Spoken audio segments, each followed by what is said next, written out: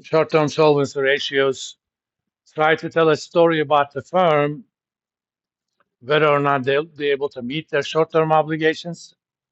Obviously, that is of interest to short-term creditors, and long-term is more towards the longer-term creditors or even to shareholders. Under solvency ratios, we have something also called coverage ratios. These coverage ratios tell stories about to what extent uh, how firms are able to service existing loan. Long-term debt almost always has interest on it.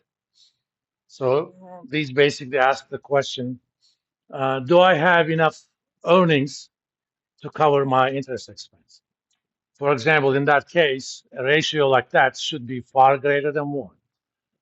If the firm made only enough money to cover the interest payments, well, I'm not too happy as a long-term creditor because they spent all that money to service the debt. How are they going to grow? And if something bad happens, obviously, uh, even that is going to be troublesome. So they can't. Second type of ratios are asset efficiency ratios. These are typically turnover kind of numbers.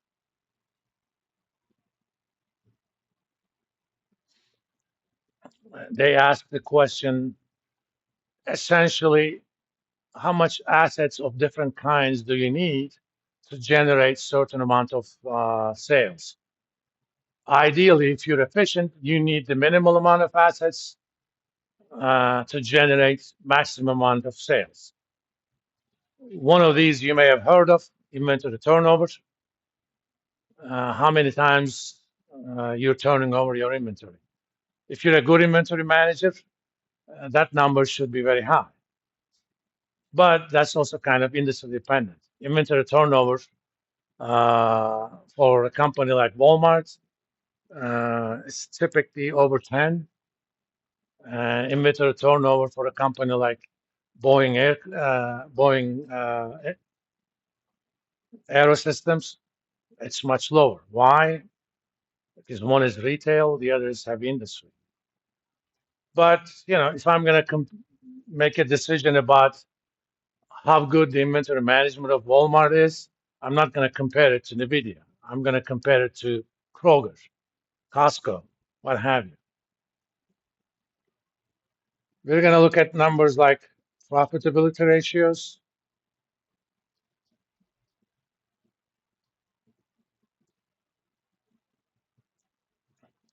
These are typically net income divided by something.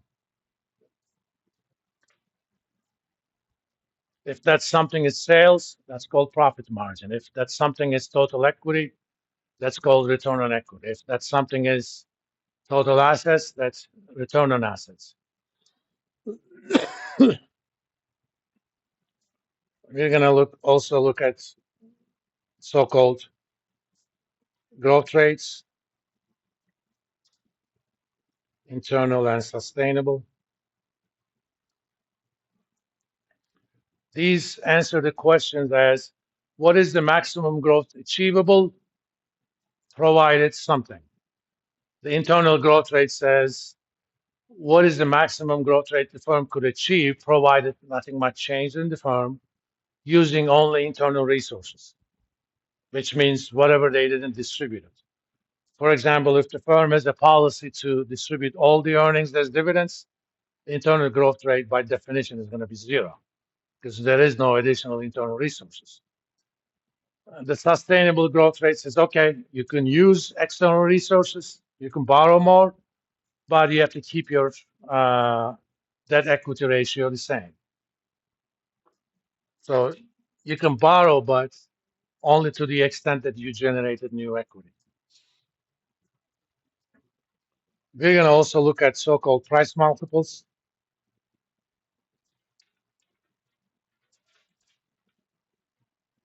such as PE ratio, but we'll look at some other stuff. One of them is price to book ratio. Sometimes, if you're going to be a little bit more sophisticated, we will even look at something called EV over EBITDA, which is short for enterprise value divided by earnings before interest, taxes, and depreciation and amortization. These basically take the leverage out of the equation, and EBITDA looks at the just core business of the firm in cash terms. But they all have a story they tell, and there's a way you can make comparisons across the firms. Now, I have about 15 minutes, so let's talk about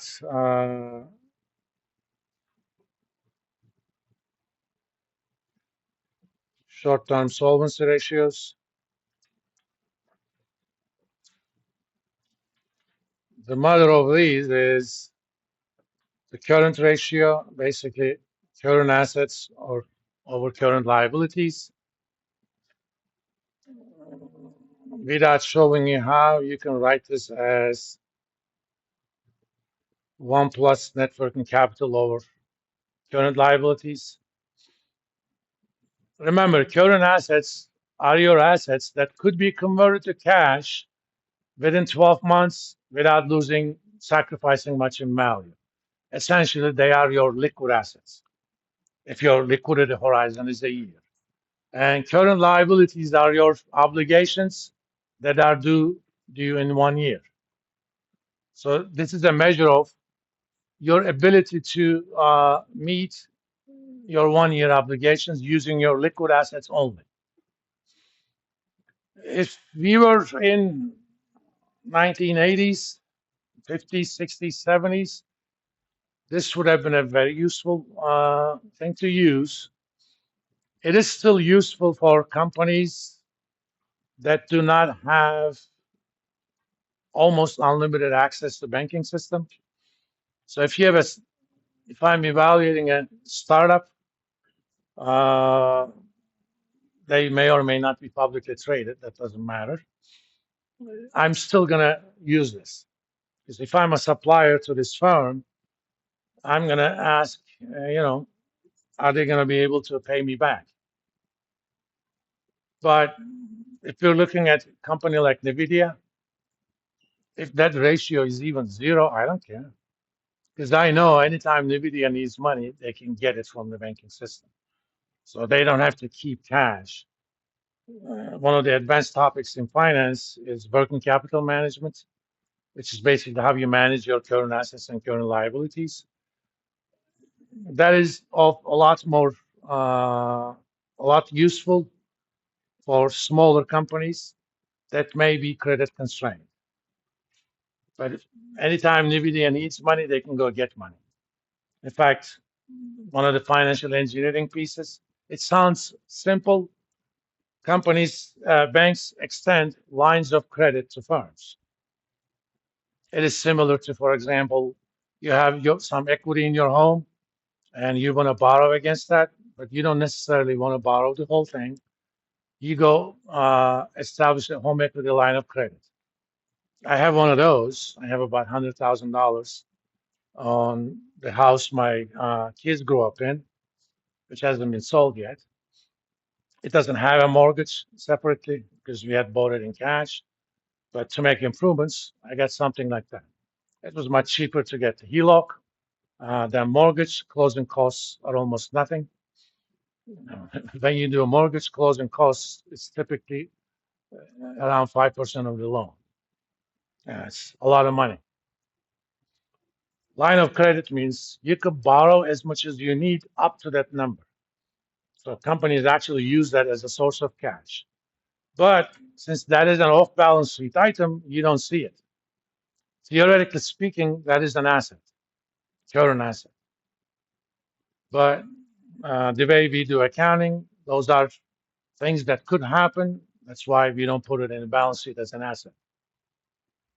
But if I'm talking about a firm that has just started, they have a promising product, there's a reason those firms don't have much debt. Because if they go to bank and banks are going to say, no, thank you, I'm not going to loan to you. Because, it's a startup, it's a lottery. Sometimes the product pans out, sometimes it doesn't, especially the biotech companies. The difference between a biotech company start going from 1 to 1,000 and bankruptcy is one trial.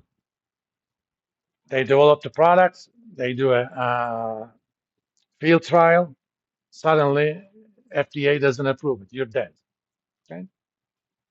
If it's approved, the stock goes from $1 to $1,000, especially if it's something useful.